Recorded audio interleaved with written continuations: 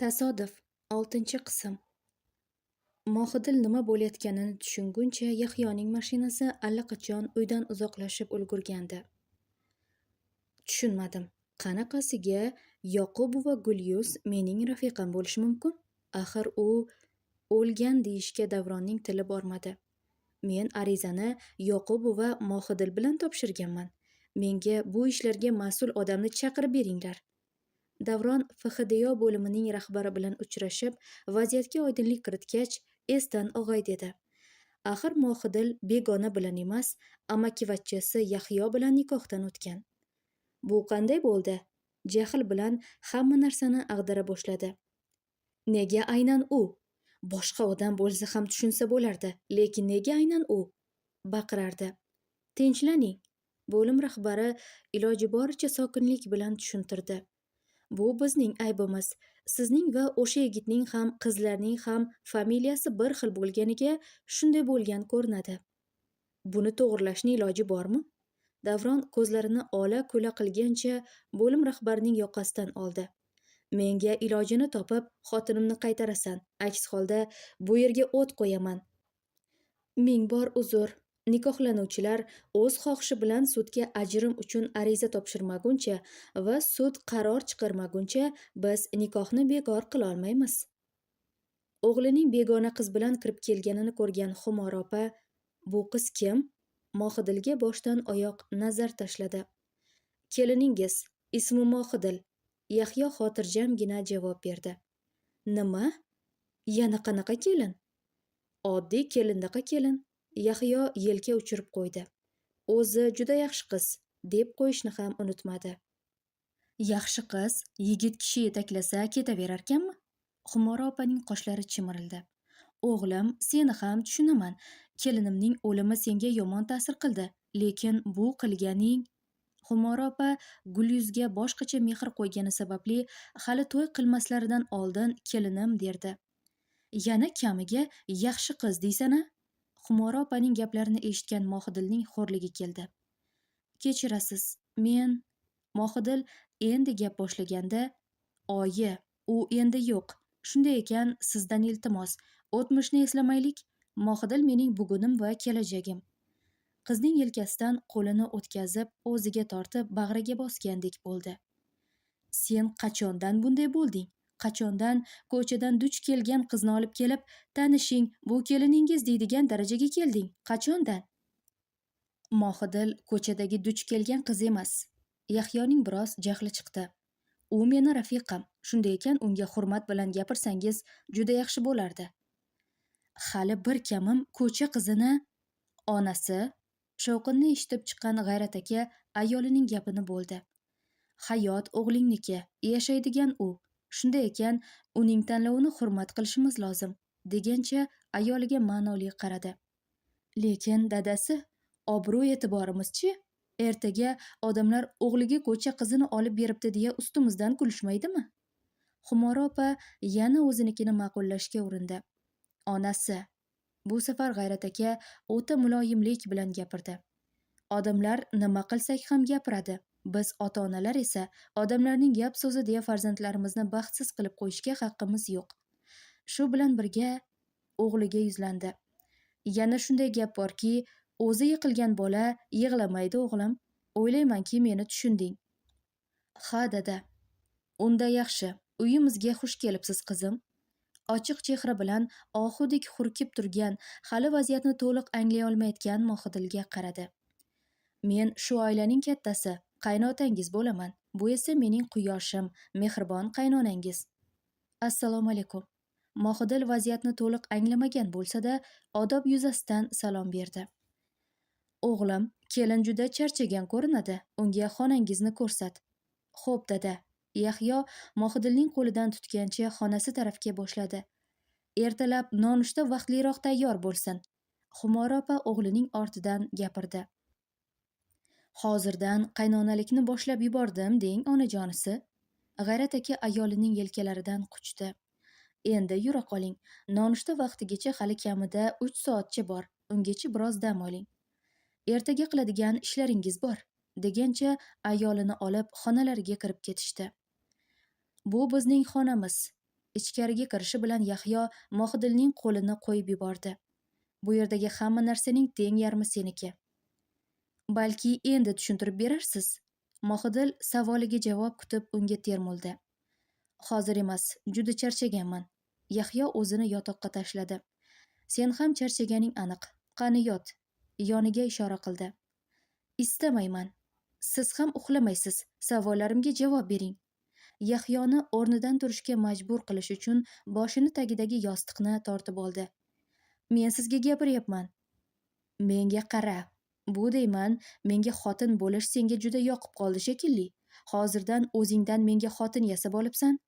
Bir narsani unutma, bularning barchasi oddiy rasmiyatchilik. Men o'ylagan rejalarimni amalga oshirib bo'lganimdan so'ng to'rt tomoning qibla. Xohla akang aytgan o'sha alkashni oldiga bor, xohla Davronni. Ungacha esa mening chizgan chizig'imdan chiqmaysan. Chunki men seni eringman, qog'ozda bo'lsa ham. Hammasi tugaguncha baxtli oila spektaklini o'ynaymiz. Yahyo Mohidilga meni tushundingmi degandek qarab qo'ydi. Ertaga shar'iy nikohdan o'tamiz, deyishni ham unutmadi. Men siz bilan nikohdan o'tishni istamayman. Mohidil eshik tarafga yo'naldi. Ammo yetmasidan Yahyo orqasidan kelib uni bag'riga bosib oldi. Kechirib qo'yasan xotinjon?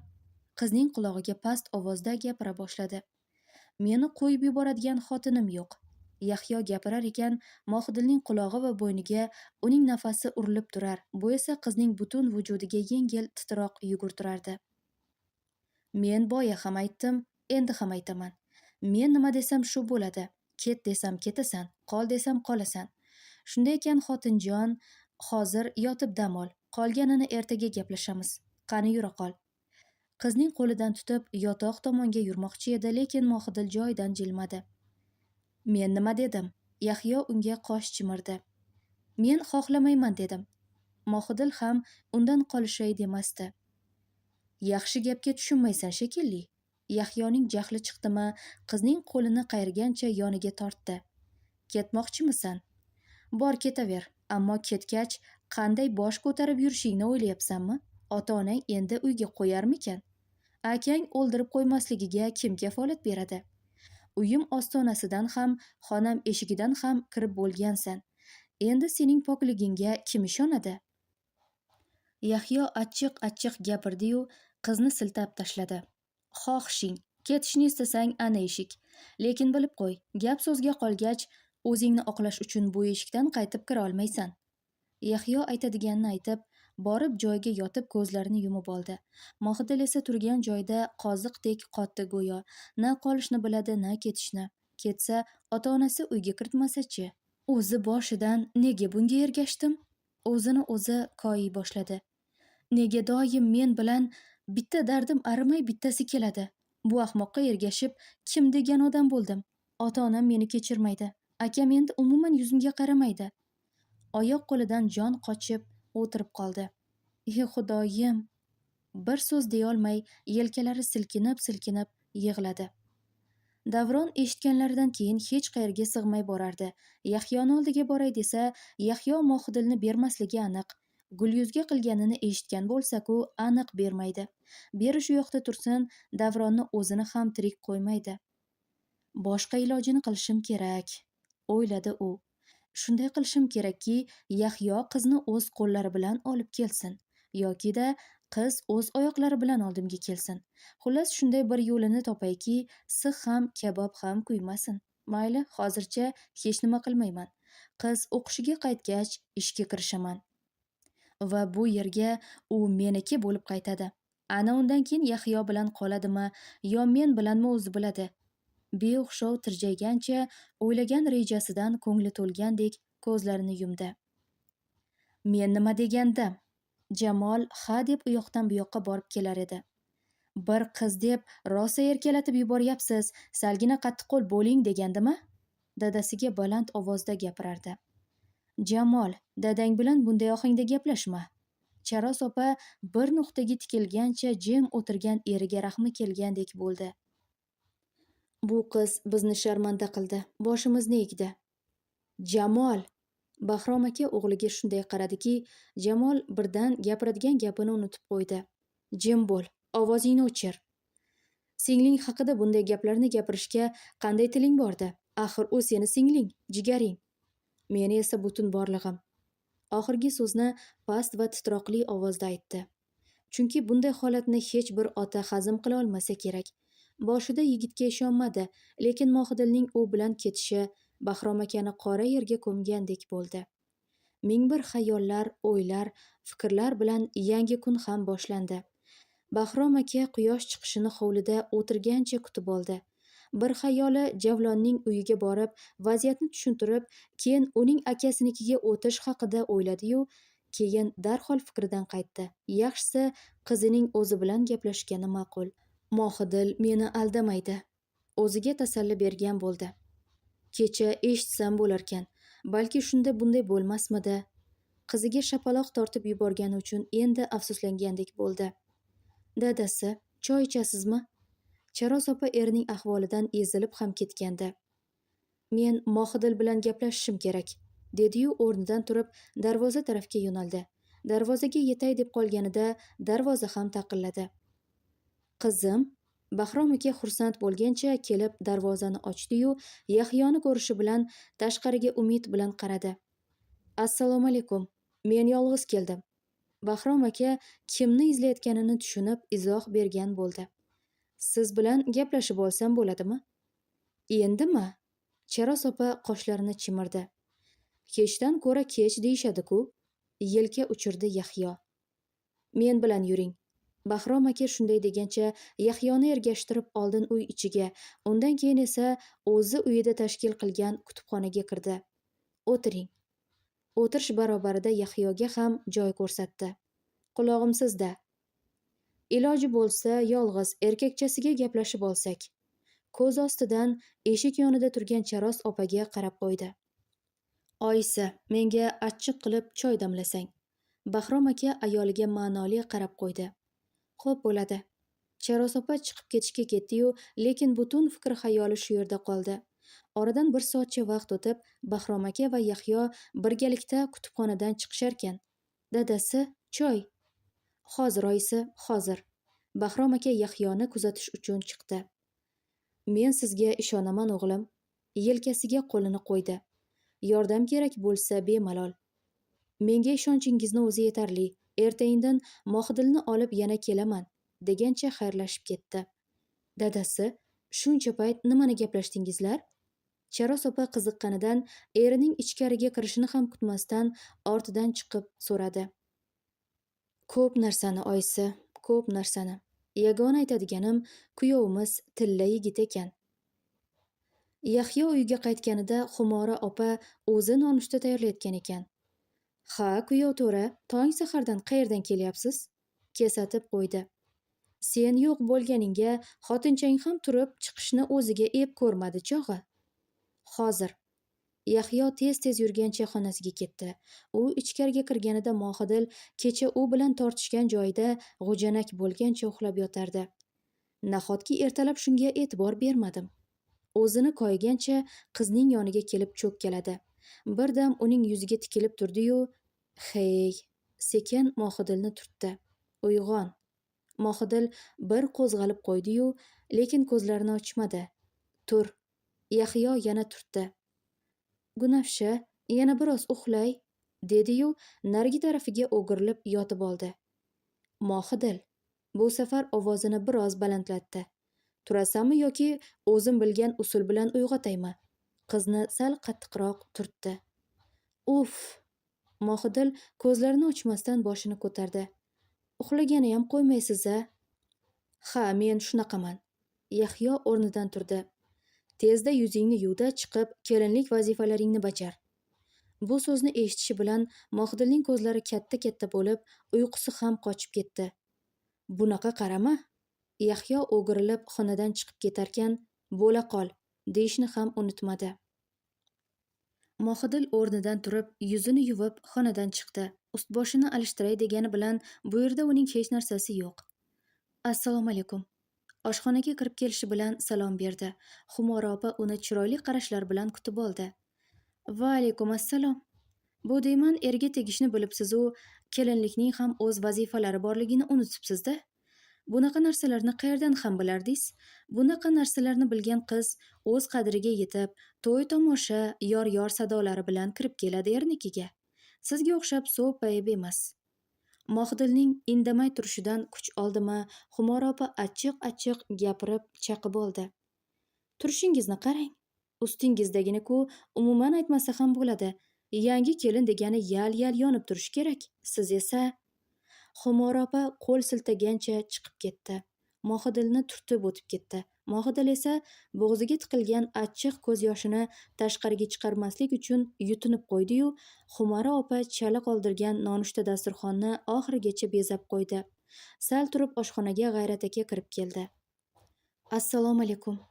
Mohidil salom berarkan, ularni nima deb chaqirishni ham bilmasdi. Dadajon desa hali to'y bo'lmagan, lekin o'zi hali ismini ham bilmaydigan eri bilan qonuniy nikohi bor. Taqdir hazilimi yoki sinovimi tushuna olmayotgandi. Va alaykum assalom qizim. G'ayrat aka mehribonlik bilan alik olgancha joyiga o'tirdi. Oyijoningiz qani? Boyagina chiqib ketgandilar. Mohidil Xumora opani esladi-yu, negadir xo'rligi kelib ketdi. Axir uning osmon qadar orzulari bor edi. Sevib, sevilib oila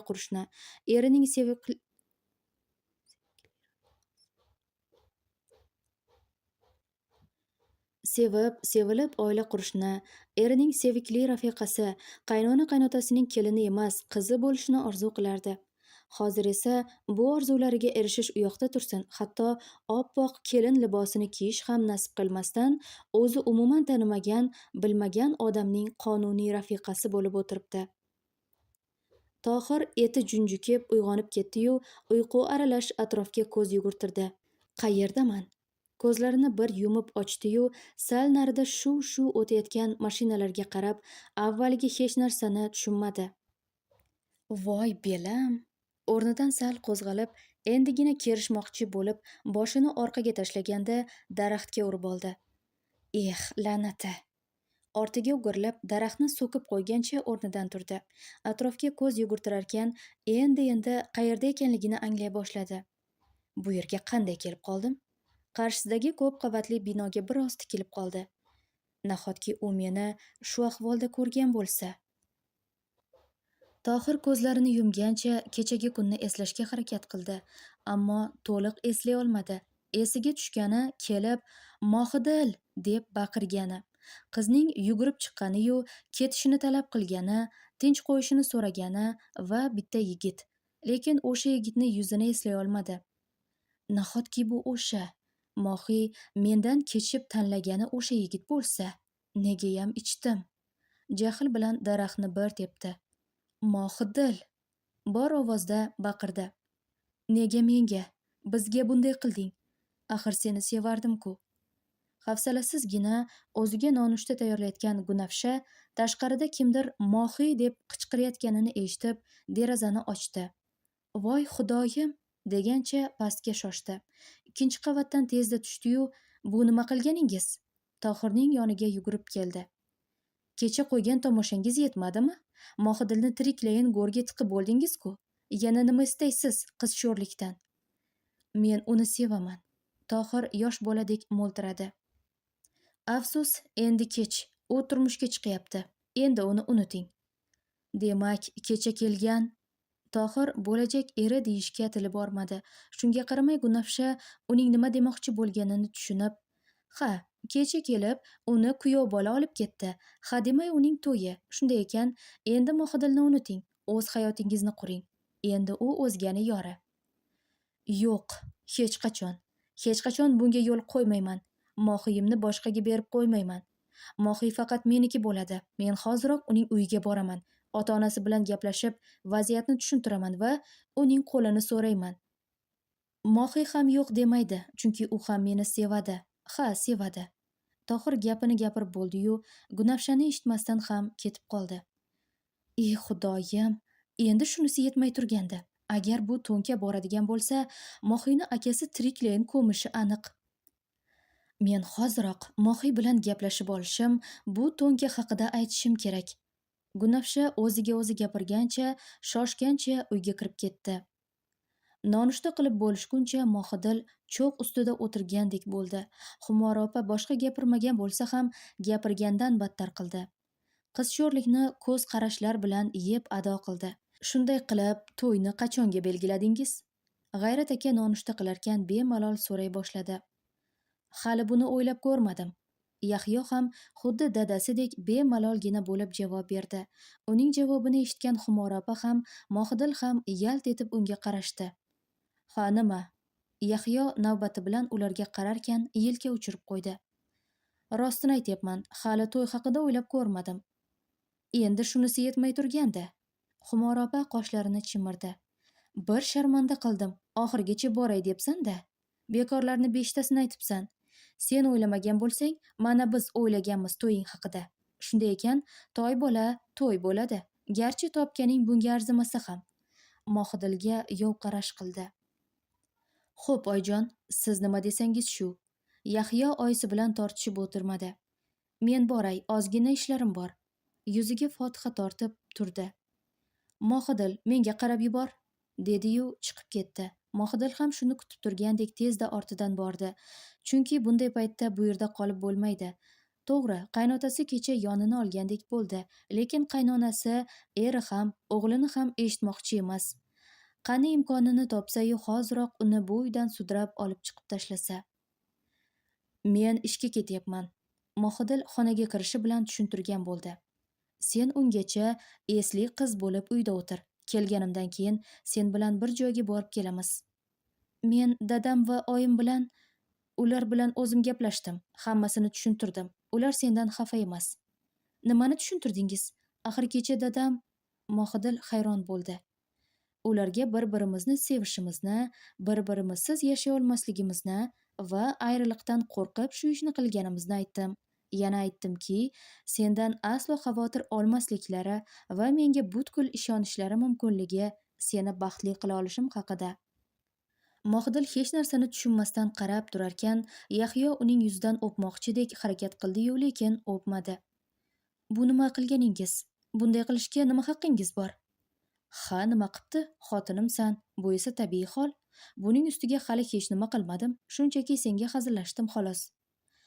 Ha deb xotinim deyavermang. Men xotiningiz bo'lishni istamayman. O'sha siz hasb bo'shlayotgan guvohnomami, o'shaningiz ham haqiqiymi yo'qmi, buni faqat Xudo biladi. Ammo sen yonimdasan. Menga shuni o'zi yetadi. Mayli, yaxshi o'tir, dedi-yu chiqib ketdi. Mohidil esa uni sira ham tushuna olmadi. Kecha uning diliga ozor yetkazgan edi. Bugun esa mehr-muhabbatga to'la so'zlar. Men nima qilyapman? Yahyo mashinada ketar ekan, o'zini o'zi koyib ketardi. Meni kechir, gulim. Hozir shunga majburman. To'g'ri, o'sha hayvonning yoqasidan olsam ham bo'lardi. Lekin u ham men his qilgan narsani his qilsin. Sevganini yo'qotish qanchalik og'irligini his qilsin deyman. Men undan farqli ravishda uning sevgan insonini toptamayman, xo'rlamayman. Shunday qilamanki, sevgan insoni o'zgasi bilan baxtli ekanligini ko'rib, o'sha baxtni o'zi bera olmaganidan azoblanadi. Mana ko'rasan. Faqat sen mendan ranjima. Mening qalbimga sendan o'zgasi kira olmaydi. Bunga yo'l ham qo'ymayman. Men faqat va faqat seni sevaman. Gunafshi o'qishga kelishi bilan Mohidilni shoshilinch viloyatga ketishga majbur bo'lganini, ertaindin qaytib qolishi kerak deya domlalari bilan gaplashdi. Orada o'zi uchun ham ruxsat oldi. Men tezroq borib, Mohini ogohlantirishim kerak. Qayta-qayta qo'ng'iroq qilib ham qizga bog'lana olmagan Gunafshaning xavotiri oshsa oshardiki sira pasaymasdi. U o'sha kuniyoq bor puliga Xorazmga bilet oldi-yu uchib ketdi. Ammo bilmasdiki, u uchgan samolyotda yana bir kishi bo'lib, u ham Mohidilni yoniga shoshardi. Shu kuniyoq Xumora opa va G'ayrat aka to'yga tayyorgarlikni boshlab yuborishdi. Er-xotin ikkalasi qo'li qo'lga tegmay, goh u kerak, goh bu kerak deya bozorga chopgan. Kechki payt Yahyo ishdan kelishi bilan odamlarning ortiqcha gap so'zi kerakmas. To'y o'tguncha Mohidilni ota uyiga olib bor deyishganda, Yahyo yaxshigina qaysarlik qildi. Mohidil meni qonuniy xotinim. Xotinning joyi esa erining yonida. Shunday ekan bunday gaplarni qo'ying. Sizlar aytayotgan o'sha odamlar va ularning bir pulga qimmat fikri bilan umuman ishim yo'q, dedi-yu Mohidilni olib ko'chaga chiqib ketdi. Ota-onangiz to'g'ri gapni aytishdi. Mashinada ketishar ekan Mohidil sekin so'z boshladi. Odamlarning gap-so'zi yomon. Xo'p, senga bitta savol. Yahyo iloji boricha xotirjam gapirishga urindi. O'sha sen aytayotgan odamlar sen uchun kim? Hech kim.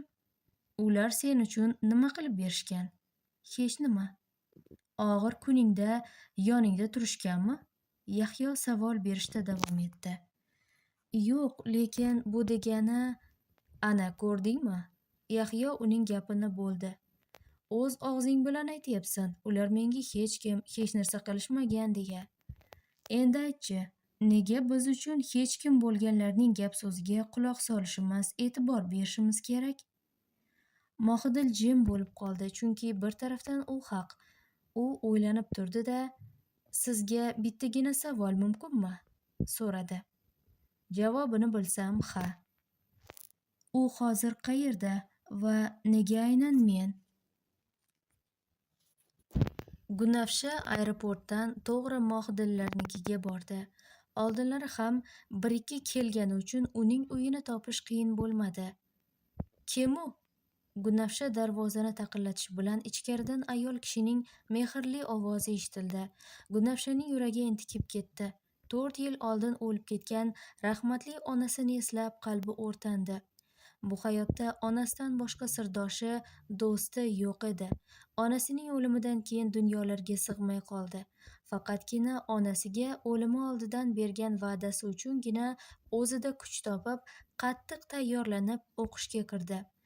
Endi onasining armonini amalga oshirib, o'qituvchi bo'ladi.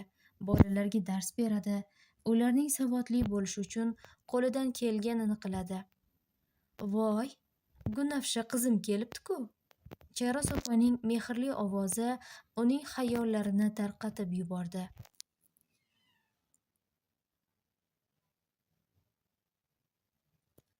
Assalomu alaykum.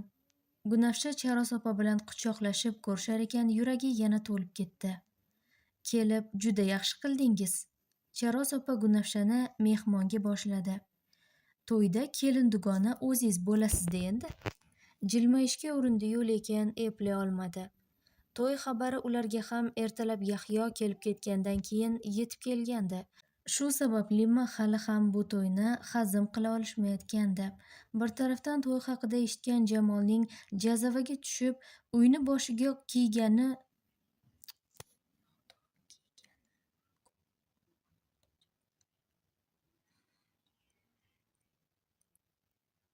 Shu sabablimi hali ham bu to'yni hazm qila olishmayotgandi. Bir tarafdan to'y haqida eshitgan Jamolning jazavaga tushib, uyni boshiga kiygani-ku umuman ortiqcha bo'ldi. To'y? Gunafsha boshida hayron bo'ldi. Keyin esa Mohidilning unashtiruv va shunga o'xshash gaplarini eslab, ha deb qo'ya qoldi.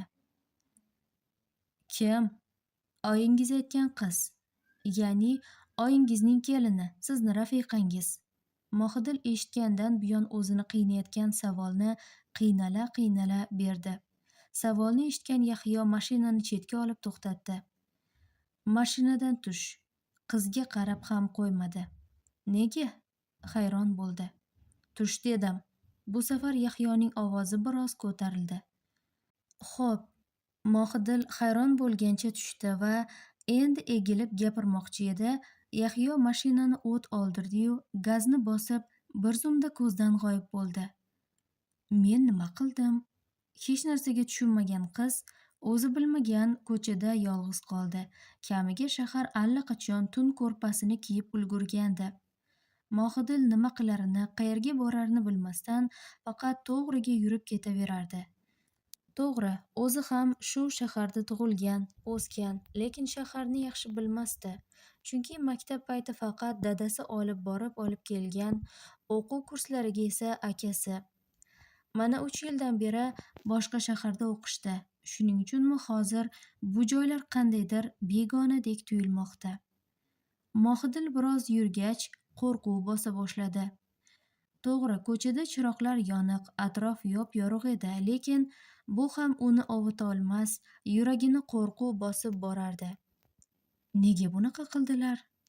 Yahyo ketib qolgan tarafga iltijoli qarab-qarab qo'yarkan, xuddiki hozir u qaytib kelib qoladigandek tuyulardi. Shunga qaramay yurishda davom qilaverdi. Ancha yurgach, yoniga bitta mashina kelib to'xtadi va ruldagi odam tushdi-yu, "Yaxshi qiz, sizga taksi kerakmasmi?" Mohidil ovoz egasini ko'rdi-yu, joyida taqqa to'xtadi. Gunafshaning tashrifi negadir Jamolga yoqmadi. Uning eriga tegib ajrashganini bilgandan buyon singlisining u bilan yurishiga, gaplashishiga butunlay qarshi bo'lgan. Mohidil eriga tegsa, bu juvon bilan aloqasini butunlay to'xtatadi degan umidda edi. Bugun esa Gunafshaning o'zi ularning uyiga kelib o'tiribdi. "Men ketyapman." Oshxonaga bosh suqqancha oyisini ketayotgan haqida ogohlantirib qo'ydi. "Hademay ovqat pishadi, sen esa yana ko'chaga daydigani ketyapsanmi?" Charos opaning qoshlari chimirildi. "Balki endi daydishni bas qilib, boshqa muhim ishlar haqida o'ylarsan?" "Hozir emas." Oyisiga gapirgani bilan ko'zlari Gunafshani yeb qo'yay deb turardi. Buni sezgan Gunafsha o'zini juda noqulay his qilib, o'zini qo'yarga joy topa olmadi. U ham biladi Jamol uni yoqtirmasligini, lekin nega tushunmaydi. Balki erga tegib ajrashgani uchundir. Chunki ko'pchilik erkaklar turmush o'xshamasa ayolni ayblab o'rganib qolishgan. Xuddiki ayol yengiltak va bitta erga qanoat qilmasdan ko'chadagilarni ham xohlab qolib ajrashgan. Jamolning qarashlaridan ham shu ma'noni uqish qiyin emasdi. Akaning nazdida singlisini Gunafsha yo'ldan urgandek edi. Yo'ldan urilgudek Mohidil nima yomon ish qildi ekan? Birgina aybi nomunosib insonga ko'ngil qo'yganimi? Axir ko'ngil ishi so'rab, tanlab qilinadigan ishmas. Agar shunday bo'lganda hozir ayrilganlar, qalbi yarimlar bo'lmasmidi? Gunafsha shularni xayolidan o'tkazar ekan, og'ir yutinib qo'ydi. Axir o'zi istab shu taqdirga ko'nganmidi? Ajrashib uyiga qaytganida ham dadasi bir necha marta qayta turmushga bermoqchi bo'ldi. Lekin onasi rahmatlik har safar o'rtaga tushib dadasini to'xtatgan. Bir marta xo'p deb qizimni baxtsiz qilganimiz yetar derdi onasi. Bu safar ko'ngliga qaraymiz. Endi u nima desa shu derdi.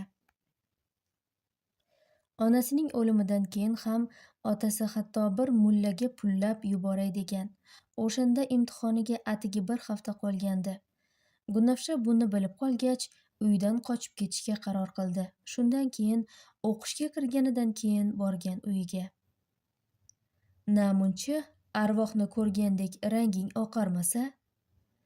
Davron mashina eshigini qarsillatib yoparkan, asabdan qo'llari qaltirayotgan edi. "Siz?" Mohidil nima deyishni ham bilmadi.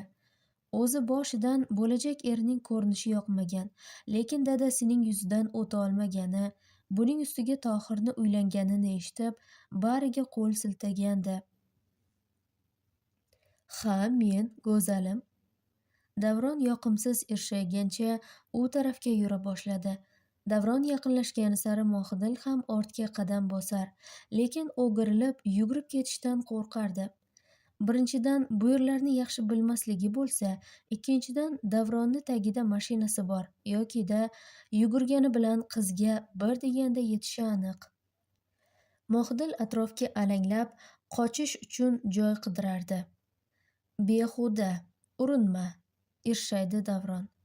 "Baribir qochib keta olmaysan. Bugun hammasi bizning foydamizga, to'g'rirog'i, mening foydamga hal bo'ladi." Davron shunday degancha 2 qadamda qizning oldiga keldi. Uning yuziga tikilib turarkan, birdam jim qoldi. "Buncha go'zal", pichirladi. Mohidil esa qopqonga tushgan o'ljadek har tomonga alanglab, qochish uchun imkon izlardi. "Nega bunday qilding?"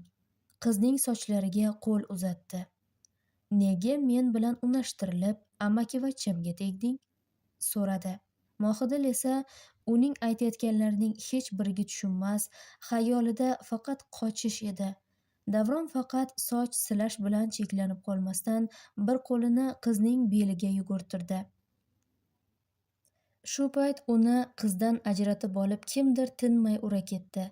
Ustma-ust tushayotgan mushtlar sabab ko'zini ocha olmay yotgan Davron uni kim urayotganini bilmasdi. Faqat qizning "Aka, iltimos" deganini, bundan keyin bir yigitning "Sobir, uni uyga olib bor" deya baqirganini eshitdi. Undan keyin esa eshitganlari yodida yo'q, chunki zarbalar tufayli hushini yo'qotib ulgurgandi. Oyisi bilan xayrlashib tashqariga chiqqan Jamolni do'stlari tug'ilgan kunga taklif qilishdi.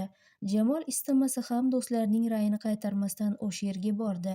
Tug'ilgan kun sohibining sha'niga iliq so'zlar, samimiy tilaklar aytilib, bir-ikki qadah bo'shatildi. Hammasi yaxshi, Jamolning ham kayfiyati a'lo darajada edi. Toki qachonlardir do'sti bo'lgan Shamshod va uning rafiqasi kirib kelgunicha. Shamshodni ko'rishi bilan ko'pchilik yigitlar u bilan ko'rishgani turishdi, lekin Jamolning ikki ko'zi Shamshodning rafiqasi Lobarda. Chunki Lobar qachonlardir uning qalb sohibasi bo'lgan va ayni damda uning bir umrlik armoni. Lobar davradagi yigitlar bilan qo'l berishib ko'rishar ekan, navbat Jamolga ham keldi. "Assalomu alaykum." Jilmagancha salom berdi-yu qo'lini uzatdi. Jamol o'rnidan turib unga yaqin keldi-yu, "Bu qo'llardan tutish qachonlardir mening orzuyim edi. Lekin endi bu qo'llardan jirkanaman" degancha chiqib ketdi. Ortidan eng yaqin do'sti Sobir ham bordi. "Jamol, to'xta." Endigina rulga o'tirgan do'stini to'xtatdi. "Bu ahvolda mashina haydama. Ahvolimga nima qilibdi?" Jamol Sobirning qo'lini siltab tashladi. "Bor, ichkariga kir. Men hech kimning rahm shafqatiga zor emasman. Seni o'zim uyingga tashlab qo'yaman. Mashinangni esa ertaga olib ketasan." Sobir uning qarshiligiga qaramasdan o'zining mashinasiga o'tqazdi va o'zi ham joyini egalladi. "Meni qo'shig'imni qo'y." Jamol boshini orqaga tashlagancha ko'zlarini yumdi. Sobir yo'q demasdan u aytgan qo'shiqni qo'yib berdi. Jamol ko'zlari yumuq holda qo'shiqni o'zi ham qo'shilib aytardi. "Akam, akamni yoniga qaytaylik." Mohidilning ikki ko'zi ortida qoldi. Sobir aka, akamni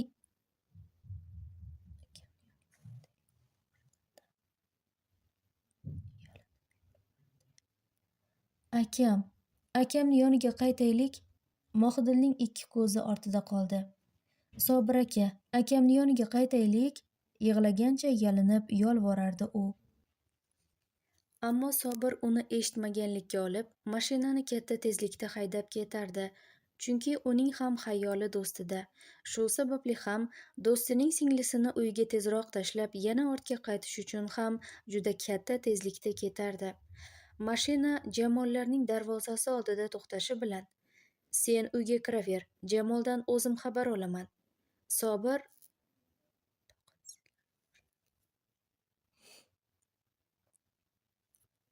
"Sen uyga kiraver, Jamoldan o'zim xabar olaman." Sobir toqatsizlana boshladi. "Men ham akamni yoniga..." "Mohidil."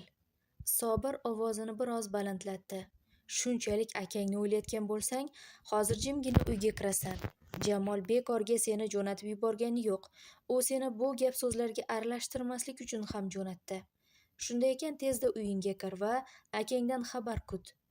Sobirning gaplaridan keyin Mohidil majbur uyiga kirdi. To'g'rirog'i, Jamol ketayotganida ochiq qoldirib ketgan darvozadan kirdi-yu, hovlidagi supaga holsiz o'tirib oldi. Xayollari chalkash,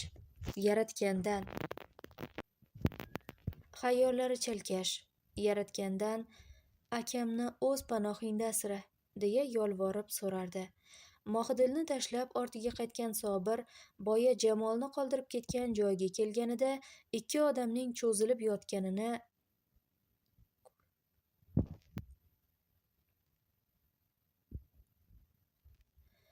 Mohidilni tashlab ortiga qaytgan Sobir boya Jamolni qoldirib ketgan joyiga kelganida ikki odamning cho'zilib yotgani ustidan chiqib, joni chiqay dedi.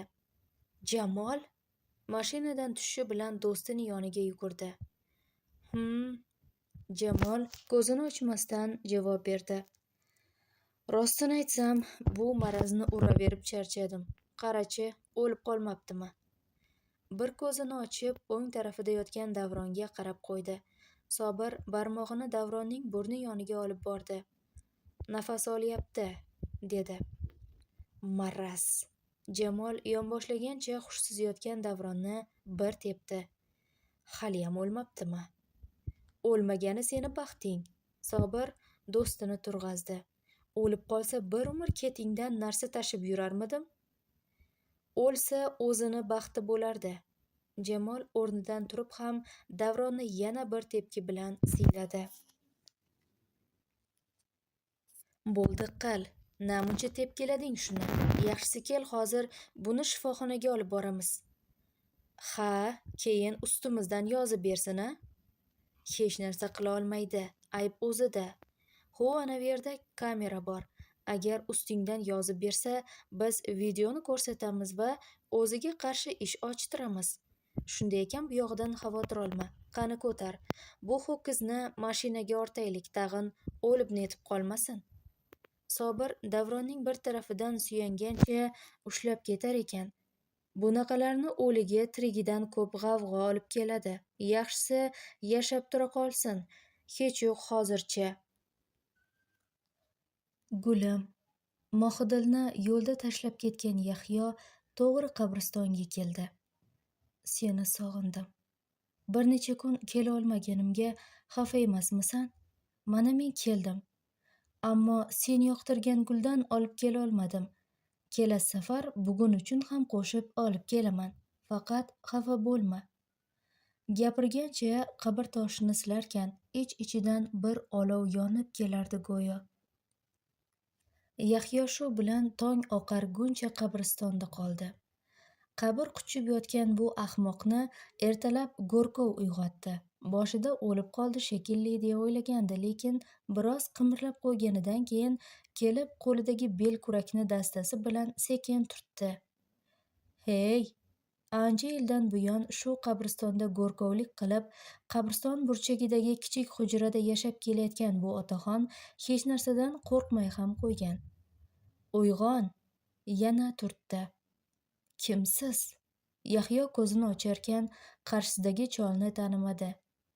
Men shu qabristonning Go'rkoviman. O'zing kimsan o'g'lim? Bu yerda nima qilyapsan? Men haligi... Yahyo nima deyishni bilmadi. Tushunarli. Otaxon bosh chayqagancha ortiga o'girildi. Bir kam dunyo deganlari shu bo'lsa kerak. Avval suydiradi-yu, keyin bir umrga o'tga tashlaydi. Taqdir, taqdir. Xo'rsingancha chuqur nafas olib chiqardi. Uni qanchalik sevsang, bunday yurishing, ha deb bu yerga kelaverishing umuman noto'g'ri. To'g'ri, ular qalbimizning yarmi, bizning quvonchimiz, lekin o'lgan bilan o'lib bo'lmaydi. Bizning qo'limizdan keladigan yagona ish o'tganlar haqqiga duo qilib, yonimizdagilarni baxtli qilish. Agar bilsang o'g'lim, buning ham savobi katta. Bir ko'ngilni obod qilmoqdan-da xayrli, savobli ish yo'q bu dunyoda. Chunki qalb Allohning uyi. Qalblarni obod qilmoq uchun, ularda baxt niholini yashnatmoq uchun qilgan har bir amalimiz bizni jannatga bir qadam yaqinlashtirarkan. Otaxon yana bir qancha gaplarni aytdi. Yahyo esa jim tingladi. Qabristondan chiqar ekan, negadir xayoliga Mohidil keldi. Yaxshi ish bo'lmadi, degancha mashinaga o'tirdi-yu, to'g'ri uyga haydadi. Yo'lda oyisiga qo'ng'iroq qilib Mohidil haqida so'radi. Kecha o'zing olib chiqib ketganingdan beri ko'rmadim u savilni. Xumora opa qizning ismini aytishi bilan tepa sochi tikka bo'ldi. Oyi, nega bunaqasiz-a? Ha, men shunaqaman. Endi senga oyi kerakmas, xotin kerak-da. Xotin shirin bo'ladi deganlari shu-da o'zi. Dadam uydami? oyisining bu gaplariga e'tibor qaratmaslikni ma'qul ko'rdi. Chunki biladi, qanchalik e'tibor qaratsa, oyisi shunchalik ko'p o'zidan jabrdiyda yasab oladi. Ha, gina qildi Xumora opa. Ketib qolmay tursinlar, sizlarda gapim bor, dedi-yu telefonni o'chirdi. Qayerda qoldi ekan-a bu bola? Tuni bilan o'g'lini yo'lini poylab ko'zi ilinmagan Charos opa hali quyosh chiqmasidan o'g'lining yo'lini qarash uchun hovliga chiqdi-yu, "Voy, Mohidil, qizim!" Supada uxlab yotgan qizini ko'rib, o'takasi yorlay dedi. "Voy, sho'rginam qursin-a!" Shoshgancha kelib qizning yuz-ko'zlarini siladi. "Muzdek bo'lib ketibdi-ya sho'rlik qizim. Ko'zingni och, bolajonim." Silab-siypab qizini uyg'otdi. "Qani tura qol, ichkariga kir, xonangda uxla", degancha suyab qizini xonasiga olib kirdi. Joyiga yotqizib, ko'rpaga yaxshilab o'rab qo'ydi. "Qay mahal keldi ekan, jonim bolam." Yoshligidan salga issig'i chiqib ketadigan qizining peshonasini, yuzini bot-bot ushlab ko'rardi. Mohidil bilan bo'lib Jamol ham yodidan ko'tarildi. Quyosh bo'y ko'rsata boshlaganda Jamol uyiga horg'in ahvolda kirib keldi. "Qayerda yuribsan?" Mohidil uchun limonli choy damlayotgan Charos opa o'g'lini ko'rishi bilan koyiy boshladi. "Kechadan buyon qayerda eding?" "Mohiy uydami?" Jamol javob berishdan qochib singlisini so'radi. "Ha, xonasida. Biroz issig'i bor. Hozir limonli choy ichsa biroz o'ziga kelib qolar." "Anavi so'tak kuyovingiz kelsa menga ayting. Unga aytadigan ikki og'iz shirin gapim bor", dedi-yu xonasiga kirib ketdi. "Yana nima balo boshlamoqchisan?" Charos opa o'g'lining ortidan gapirib qolaverdi. "Ish qilib yaxshilikka bo'lsin-da, shuni ham jahli burnini uchida turadi-ya. Shu jahli sabab doim bir balolarni boshlaydi. Bu safar nima qildi ekan?"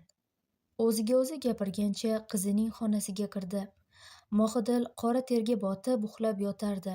Ha, u har doim shunaqa bo'lgan. Issiqmi, sovuqmi farqi yo'q. Salgina sovqatdimi tamom, darrov istimalaydi, qoladi. Kun peshinga oqqanda darvoza taqilladi. "Kim?" Oshxonadagi Charos opa endi chiqayotganda, "Men o'zim." Xonasidan otilib chiqqan Jamol darvoza tomonga shoshdi. Ha, u taxmin qilishda adashmagandi. Yahyo kelgan edi.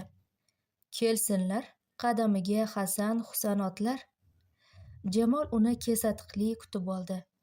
"Bu deyman, Mohidil sal erta esingizga tushib qolibdi-ku. Eslardingiz, qidirib kelardingiz-da yana bir necha kundan keyin." "Assalomu alaykum." Yahyo Jamol o'zi tengi bo'lsa ham odob yuzasidan salom berdi. "Menga Mohidilni chaqirib bera olasizmi?" Hamon o'sha odob bilan gapirardi. "Mohidil?" Jamol qanchalik jahli chiqmasin, tishini tishiga qo'yib turardi. "Adashmasam uni o'zing bu uydan olib chiqib ketganding. Sher bo'lib, xotinim, uning joyi yonimda" deb. Yahyo jim turishni ma'qul ko'rdi. "Xo'sh, nega endi jimsan? Endi ham sher bo'lib gapir."